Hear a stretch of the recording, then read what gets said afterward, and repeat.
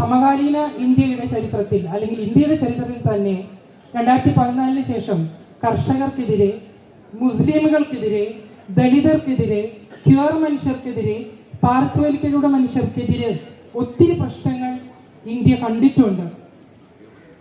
അത് ഇന്നത്തെ യുവതലമുറ അത് കൃത്യമായി മനസ്സിലാക്കുന്നുണ്ട് എന്നാണ് ഞാൻ കരുതുന്നത്. പ്രത്യേകിച്ച് വിദ്യാർത്ഥികൾക്കെതിരെയുള്ള പോരാട്ടങ്ങൾ വളരെ കാലങ്ങളായി നമ്മൾ നടത്തിയിട്ടുണ്ട്.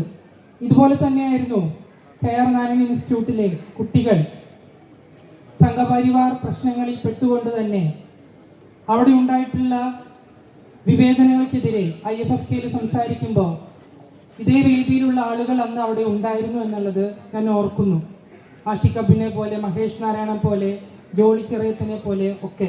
പക്ഷെ ഇന്ന് പ്രിയപ്പെട്ട ജോജു ജോർജ് പറഞ്ഞതുപോലെ എനിക്കും സംസാരിക്കാനായിട്ടൊരു താല്പര്യം ഉണ്ടാവുന്നു, എനിക്കും ഐക്യദാർഢ്യം പ്രഖ്യാപിക്കാനായിട്ടുള്ള താല്പര്യം ഉണ്ടാവുന്നു.